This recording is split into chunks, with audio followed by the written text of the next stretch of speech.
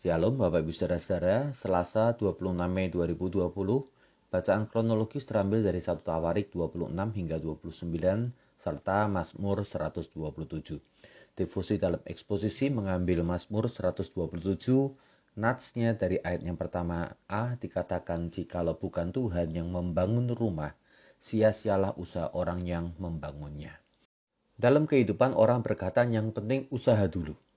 Namun tahukah bahwa ada usaha yang berhasil, ada usaha yang berakhir sia-sia.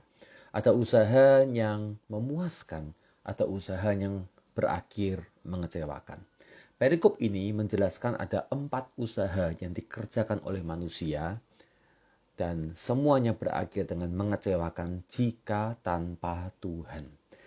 Hal pertama adalah membangun rumah atau rumah tangga. Jikalau bukan Tuhan yang membangun rumah, sia-sialah usaha orang yang membangunnya.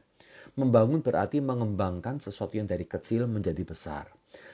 Rumah di sini menggunakan kata bayit bisa berarti house atau gedung rumahnya, bisa juga berarti home, artinya adalah rumah tangga atau suasana di dalam rumah atau keluarga itu. Konteks dari Mazmur 127 menjelaskan bahwa keseluruhan perikop ini berbicara tentang rumah tangga. Jadi Mazmur sedang ingin menyampaikan kepada kita, percuma kita membangun rumah tangga jika Tuhan tidak menyertainya. Kita bisa punya rumah, namun belum tentu punya rumah tangga. Kita bisa menikah, namun belum tentu punya istri atau suami. Kita bisa punya anak, namun belum tentu menjadi orang tua bagi mereka. Kita bisa punya harta benda dan perabotnya indah, namun belum tentu dapat menikmatinya. Upaya yang kedua adalah upaya menjaga kota. Menjaga artinya sesuatu yang sudah kita miliki, lalu kita jaga supaya tidak direbut orang. Jikalau bukan Tuhan yang mengawal kota, sia-sialah pengawal berjaga-jaga. Penjaga bisa berjaga 24 jam sehari, namun bisa saja terlena dan dilumpuhkan, bukan?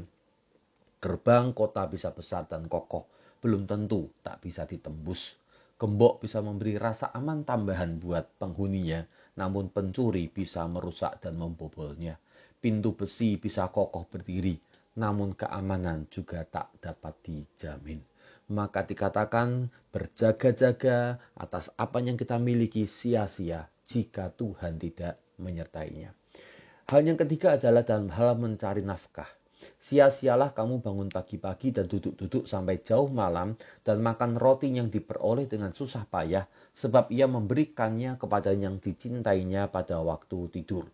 Mencari berarti dari sesuatu yang tidak ada, lalu kemudian dicari sehingga akhirnya kita terima atau kita miliki.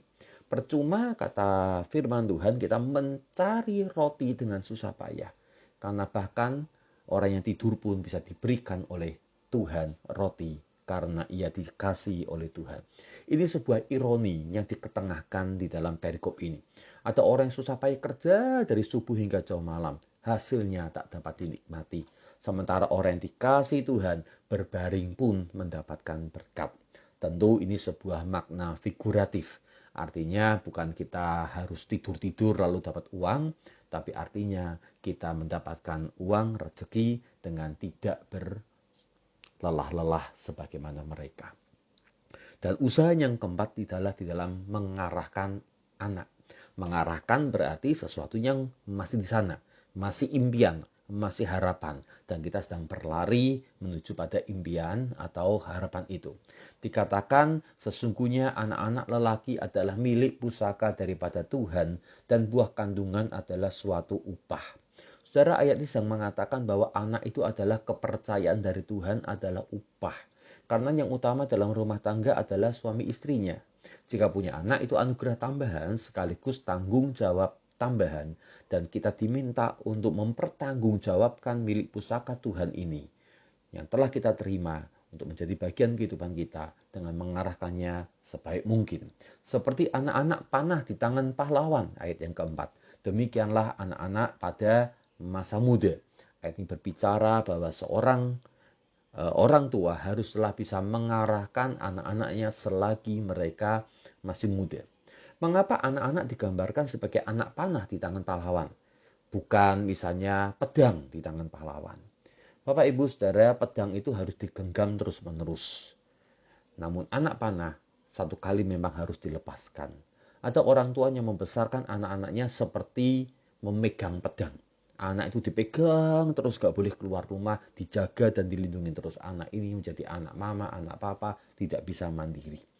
Itu sebabnya mengapa kita harus membesarkan anak sedemikian rupa sehingga suatu ketika nanti dia bisa melesat jauh ke depan, keluar daripada genggaman tangan orang tuanya.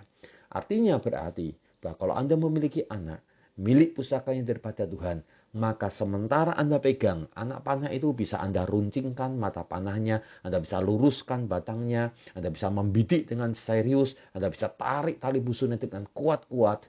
Tapi satu kali nanti anak itu harus melesat keluar. Saudara, melepaskan anak jauh daripada genggaman orang tua itu mengkhawatirkan. Itu sebabnya mengapa dikatakan bawa Tuhan sementara kita mengarahkan akan anak-anak panah kita. Ayat yang kelima dikatakan, berbahagialah orang yang telah membuat penuh tabung panahnya dengan semuanya itu. Ia tidak akan mendapat malu apabila ia berbicara dengan musuh-musuh di pintu gerbang. Saudara, kebanggaan orang tua adalah anak-anaknya. Jika anak-anak melesat keluar dan mereka menjadi orang yang berhasil, maka kita sebagai orang tua boleh lega dan berbangga hati. Namun jika anak-anak melesat keluar, lalu kemudian hidupnya menyedihkan, tentu orang tua menjadi malu. Kalau Anda ingin anak-anak Anda berhasil masa depannya, sertakan Tuhan di dalam mengarahkan anak. Dalam hikmat Tuhan, 4 kata kerja yang disebutkan di sini sebenarnya adalah sebuah bentuk superlatif. Dikatakan sebenarnya jangankan membangun atau mengembangkannya kita miliki, menjaga pun kita tidak sanggup jika tanpa Tuhan. Jangankan menjaga apa yang sudah kita dapat, mencari pun kita tidak akan sanggup tanpa Tuhan. Jangankan mencari, membidik sekalipun kita tidak akan sanggup tanpa Tuhan. Maka mulai dari berangan-angan atau berharap, libatkan Tuhan. Sementara kita mencari dan berusaha, libatkan Tuhan. Dan kita mendapatkan sesuatu dalam menjaga apa yang kita miliki, libatkan Tuhan. Dan dalam membangun dan mengembangkan, libatkan Tuhan. Mari kita berdoa. Kami bersyukur untuk setiap kepercayaan yang Kau berikan kepada kami, baik di dalam hal anak-anak kami, di dalam usaha pekerjaan kami, di dalam keamanan atau rasa nyaman kami, demikian juga dalam rumah tangga kami. Seberapa yang kami miliki sekarang semuanya adalah anugerah-Mu, dan kami rindu Tuhan di hari-hari yang mendatang ketika kami ingin mengembangkannya atau membangunnya, ketika kami menjaganya atau kami mencari apa yang kami harapkan. Ya Tuhan, kami ingin libatkan Engkau supaya usaha kami tidak sia-sia dan mendapatkan hasil sesuai dengan apa yang telah Kau rancang dalam hidup kami. Bersyukur dan memohon di dalam Yesus Kristus. Haleluya. Amin.